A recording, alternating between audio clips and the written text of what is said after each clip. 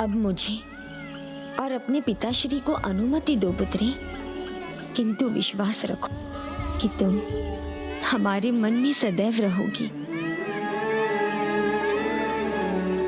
प्रणाम माता, प्रणाम पिताश्री।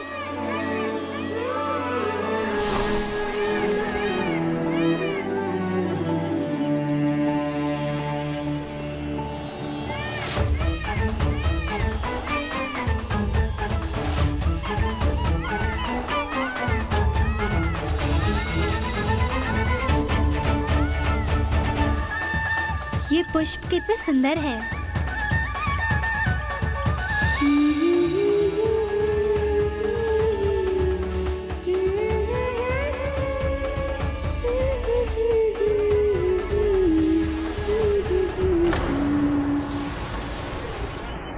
ये पुष्प उड़कर मुझे कहाँ जाने के लिए प्रेरित कर रहे हैं?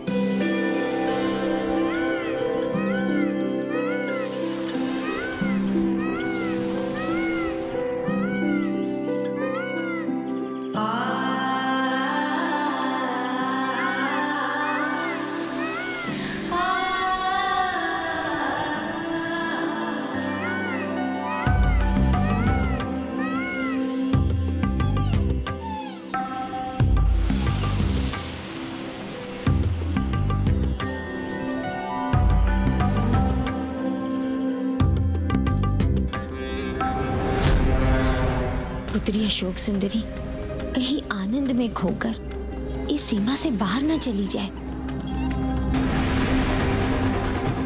नहीं पुत्री, इसके आगे जाना उचित नहीं।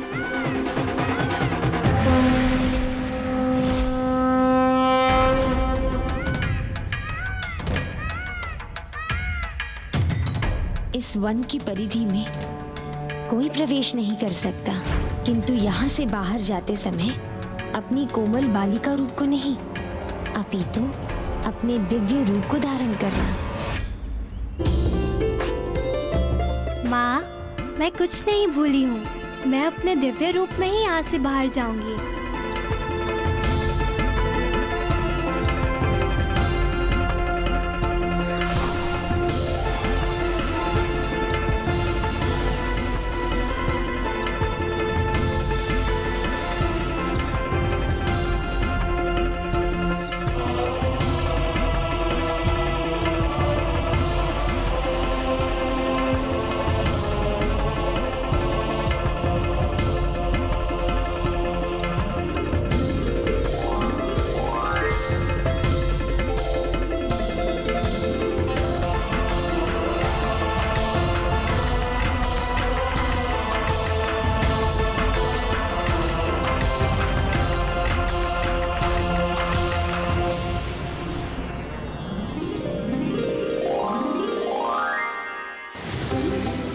इस प्रकार समय बीतता गया।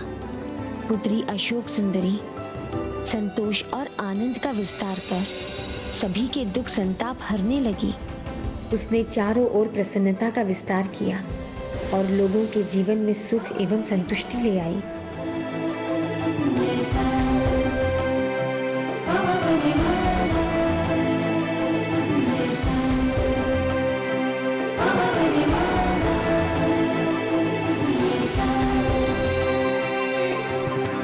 अर्थात माता निराशा से आशा और कामनाओं से संतुष्टि की यात्रा करवाने वाली दीदी अशोक सुंदरी ही है।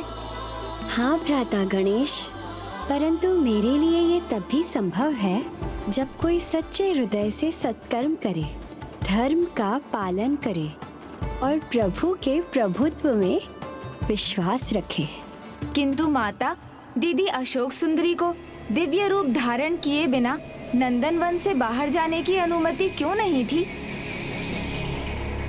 क्या उन पर कोई संकट छा सकता था? हाँ पुत्र, एक असुर था जिसने धरती पर आतंक फैला रखा था और उस असुर का नाम था हुण।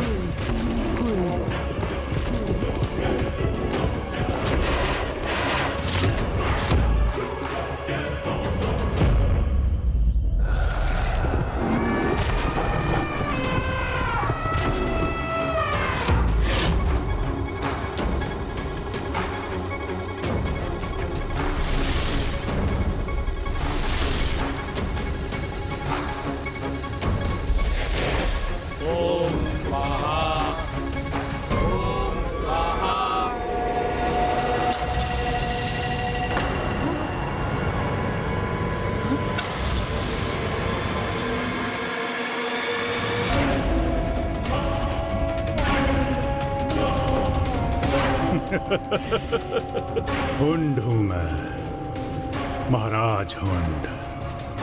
हुंड है तो कुछ भी असंभव नहीं।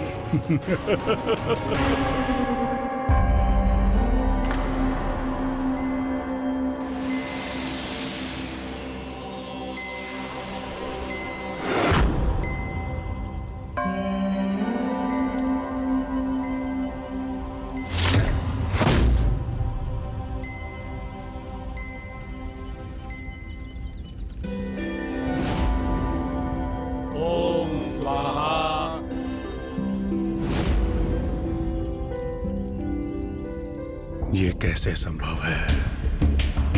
हुंड के आतंक से इन्हें किसने मुक्त किया? और ये किसकी धुन है जिसने इन सब में एक नया विश्वास जगा दिया? देखता हूं और बुझा दूंगा उसके जीवन की ज्योति को। हुंड है तो कुछ भी असंभव नहीं।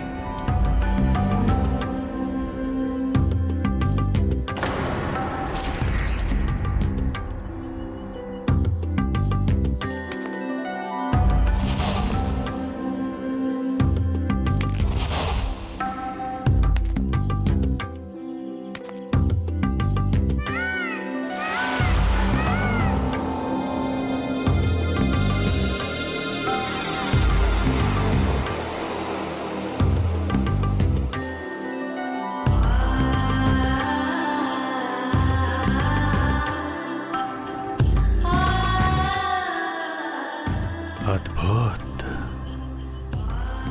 सुंदर।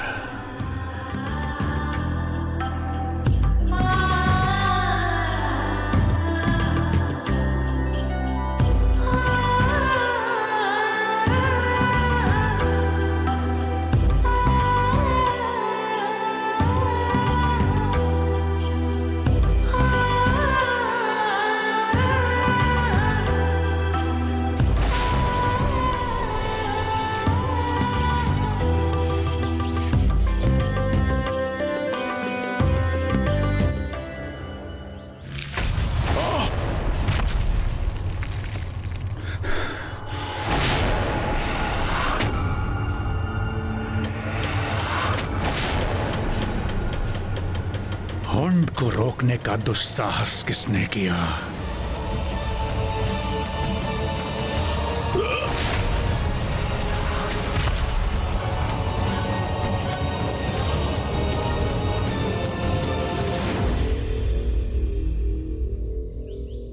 सुंदरी, हुंड हूं मैं। जहां चाहता हूं वहां जाता हूं। जो चाहता हूं उसे पाता हूं। फिर चाहे कैसा भी सुरक्षा चक्र क्यों ना हो, उसे भेदूंगा भी और तुम्हारे निकट आकर तुमसे विवाह भी करूंगा। हुंड है तो कुछ भी असंभव नहीं।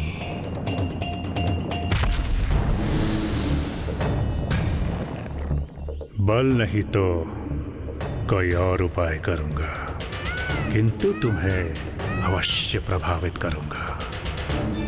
सुंदरी,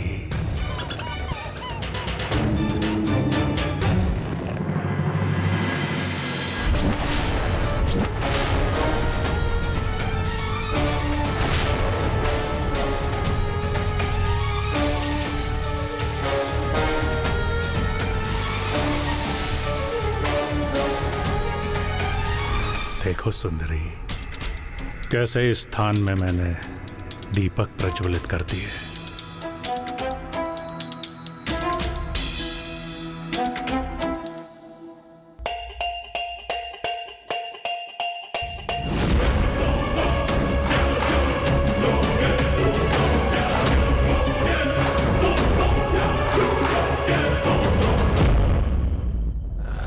कैसे आकृष्ट करूं इस सुंदरी को मैं।